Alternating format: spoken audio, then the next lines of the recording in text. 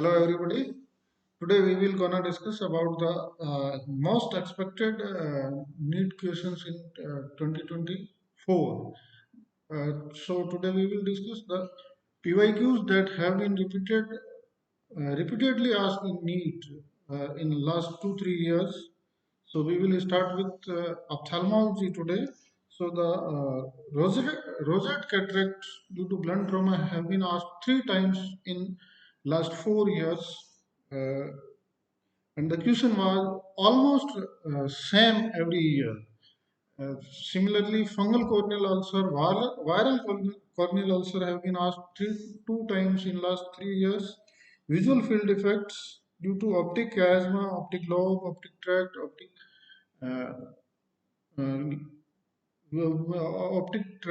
optic chiasma, and optic nerve have been asked 4 times in last 4 years. Uh, the question is like that is asking the visual field defect and asking for the where is the lesion. It's the format they have been asking repeatedly. The optic manifestation of neurosyphilis has been asked 2 times in last 4 years, and the answer is the accommodation present and light reflex is absent in neurosyphilis.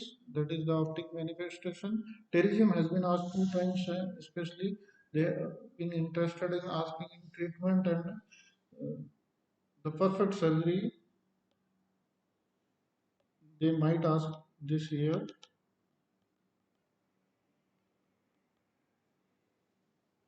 Viral vernal keratoconjunctivitis that has been asked 2 times. Trachoma, especially safe strategy employed by WHO. When to employ the safe strategy in the population level? What is the level of vitamin A deficiency and what is the level of corneal cirrhosis or corneal ulcer that has been asked. The same blowout fracture, the teardrop sign is been asked 3 times in last 2-3 years. Teardrop sign on X-ray and also on CP that has been asked 3 times in last 2-3 years. And retinoblastoma. In retinoblastoma, they have asked different type question, but the most frequently asked question is the histopathology. And in histopathology, there is a Flexner Winstner true rosette has been asked. Flexner in true rosette. In true rosette, there is no gap inside the central. That is true rosette. And the central retinal artery occlusion and the sign is cherry red spot and diabetic retinopathy have been asked 3-4 times in last 4 years. Now we will come to the ear part. In ear, they have been asking multiple times malignant otitis externa.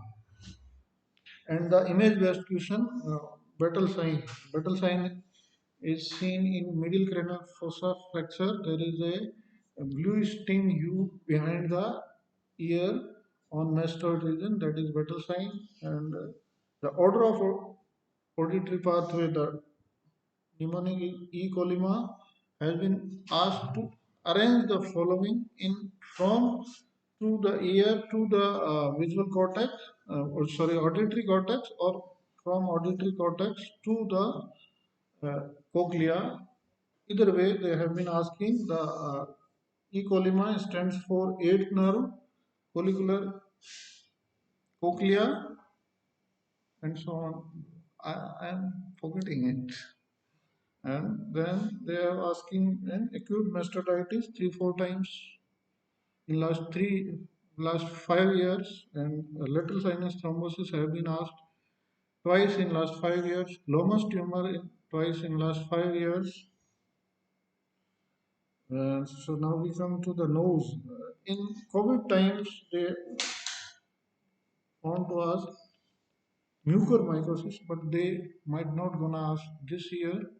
But nasopharyngeal carcinoma, earliest symptom and most common symptom they have been asking last 5 years Two times they have been asked the most common and most earliest symptoms, the painless cervical lymphadenopathy, that have been asked three times in last 5 years. Centers tried that have been asked two times in last 5 years. Aspirin allergy, asthma, and nasal polyp is the center trials. The question language is that a patient is taking aspirin and develops nasal polyps and has known case of asthma. What is this? Or like what other feature will be there? They have been asking like that. Frontal mucosal, they have been asked CT scan of frontal mucosal last 5 years. Two times they gave the CT scan and gave the history of trauma some 10 to 15 years back, and then they asked the diagnosis. Rhinosporidosis, rhinophyma, rhinosclerma. All three they have been asking alternate year. Either of three they have asked about them. Atrophic rhinitis has been asked three times. X-ray views they have asked alternate year one of X-ray view. So more commonly asked about water views and some one year time they have asked Caldwell view also. Little's or Kisselbeck's plexus, the Little's area, the most common area of epistaxis, anterior epistaxis. There was juvenile nasopharyngeal angiofibroma, septal perforation, frontal sinusitis, office headache. They give a history of a corporate worker and they have a headache in more in morning times and it may be relieved in evening. Now come to the throat. In throat, they have asked Quincy three times in last 5 years. Very fond of to ask the Quincy, and Quincy is the parapharyngeal abscess. They give symptoms and ask what is it, or one time they have even asked what is parapharyngeal abscess is known as Quincy. Glossopharyngeal referred after tonsillectomy that asked two times. They given a history of tonsillectomy and then ask the patient have otalgia, for which nerve is responsible for referred otalgia, that is glossopharyngeal nerve. Leukoplakia, they gave image and asked what is the diagnosis, what is the risk of malignancy. Trismus is due to medial pterygoid spasm in parapharyngeal abscess. They have been asked two times the same question, same language. Fossa of Rosenmuller, ranula. Ranula, they give generally a picture with history and they will ask it that what is the diagnosis or what is the treatment of choice. And they might ask this year that what is the treatment of choice in recurrent ranula. Croup and acute epiglottitis, they may give a picture and ask in X-ray steep sign or steeple sign, laryngomalacia, tracheostomy in total laryngectomy, high tracheostomy. This question been asked two times that in total laryngectomy, which type of tracheostomy is performed? The simply high tracheostomy is performed. Laryngeal carcinoma staging, the TNM staging of some cancers are important. Out of one, laryngeal cancer is the one that is TNM staging is important. Laryngoscele, they have asked two times. Adam's apple is due to thyroid cartilage. They have been asking this question frequently. This most simple question: why Adam apple? This is due to thyroid cartilage.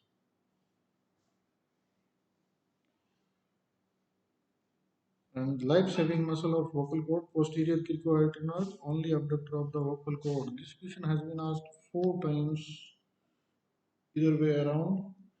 Which is the only abductor of the vocal cord? Posterior cricoarytenoid is the only abductor of the vocal cord. This is all about ENT and ophthalmology. Now, rest of the 17 subject will be discussed later on sometime.